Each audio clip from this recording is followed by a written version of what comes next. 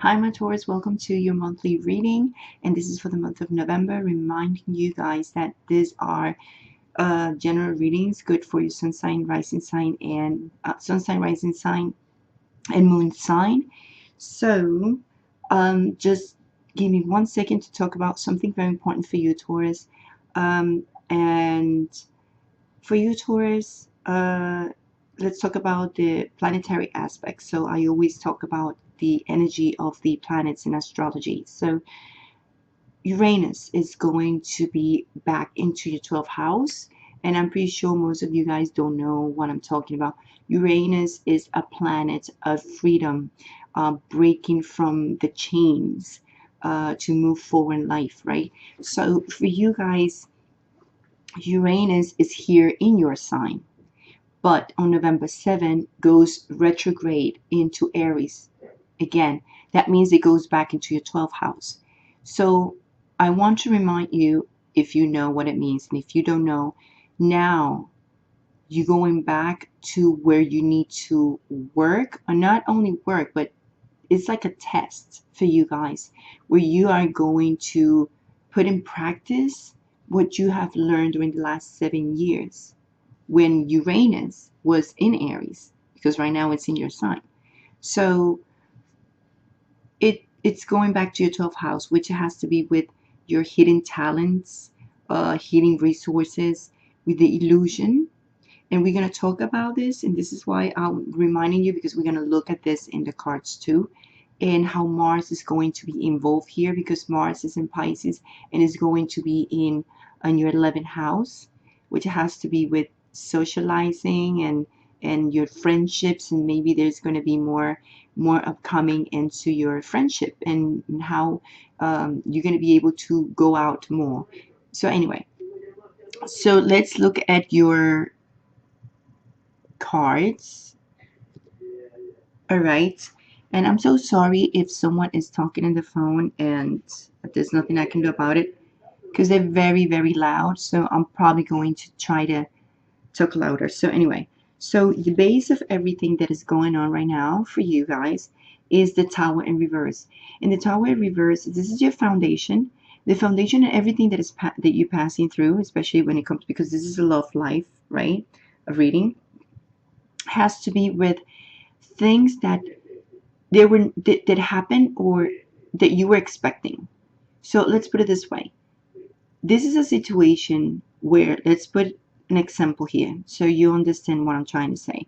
Let's say your wife or your husband wanted a divorce. You know it, but you hope it didn't happen, and they just end up bringing you the papers anyway and tell you, I need you to sign.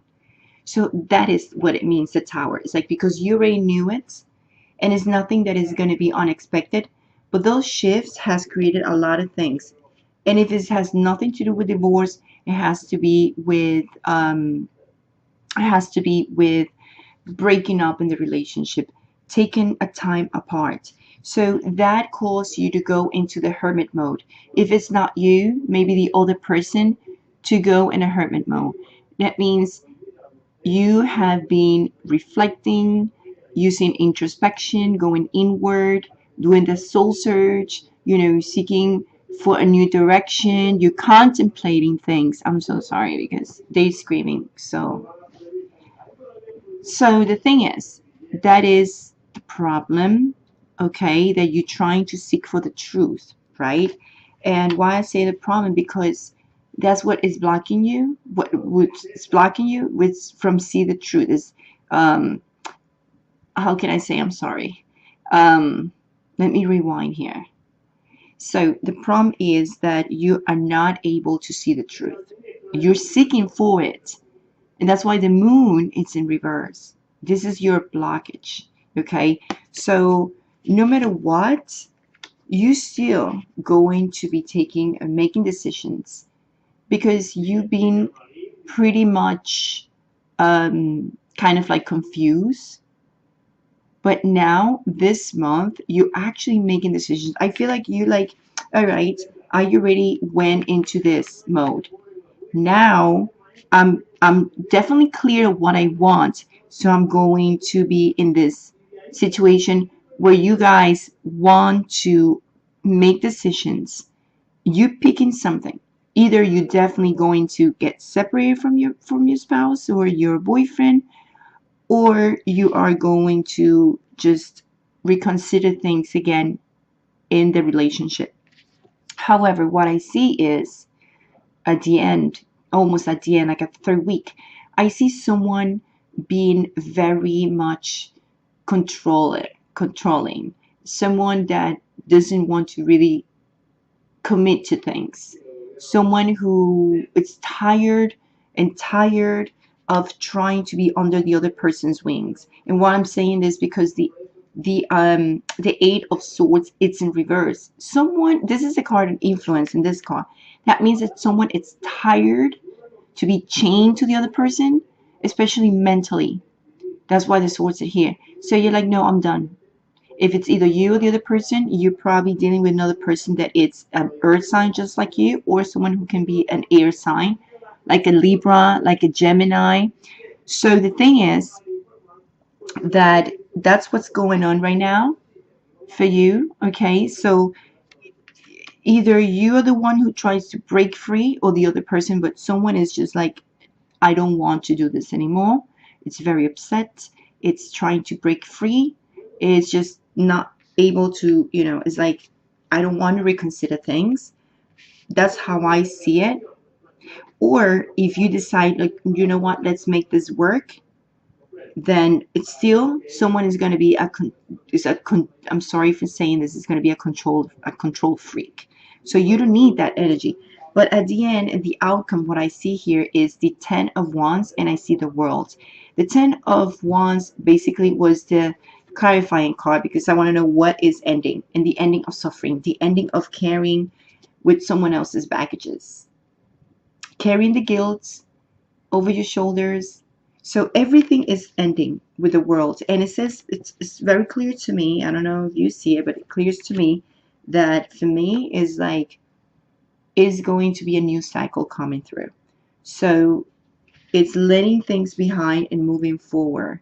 So the relationship for me, if you've been dealing with a situation with someone who is going, is being like this, like very controlling, whatever, it's like you're breaking free.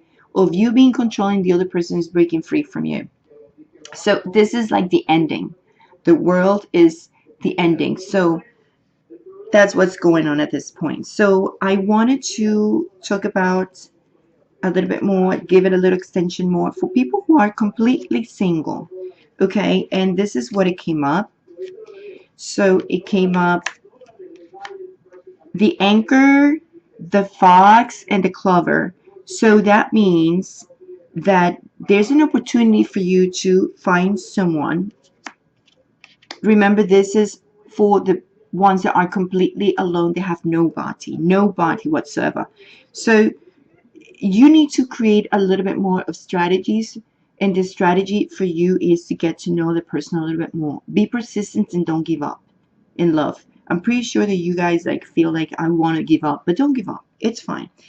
It's just like you need to be a little bit more persistent, because I see that some of you have had the bad luck of meeting people that constantly have cheated on you and lied to you, and that's why the fox is here saying, yeah, it's not okay that that's have happened to you, but don't allow this to happen to you. When you meet people, you need to get to know them better, and don't listen to other people saying, oh, she's doing this, he's doing this.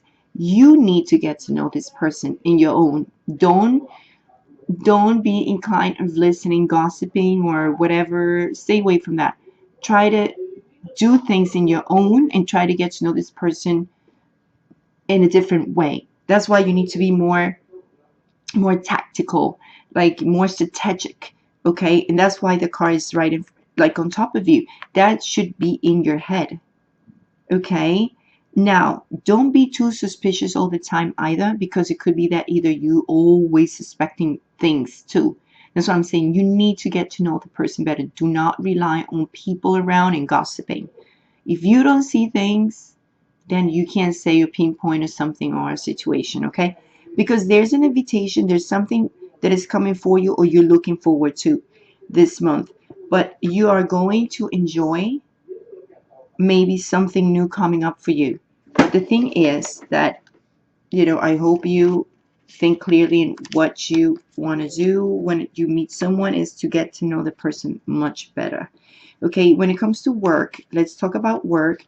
What for you guys, in your work life, whatever you've been hoping to have, like a promotion, something, it might not happen. And I think it's going to be a little bit frustrating for you. Like some of you are going to be a little bit stuck or feel stuck in their job, or maybe looking for a job. But the thing is, you guys need to learn stuff. That's why the book is here. So we have the anchor and we have the book, which means that you have to constantly be updating your knowledge. You have to train, you have to learn things, and maybe you're going to receive news from your boss, or you feel like you're going to have to train more, and that's going to be a little frustrating for you because some of you might not be like into it.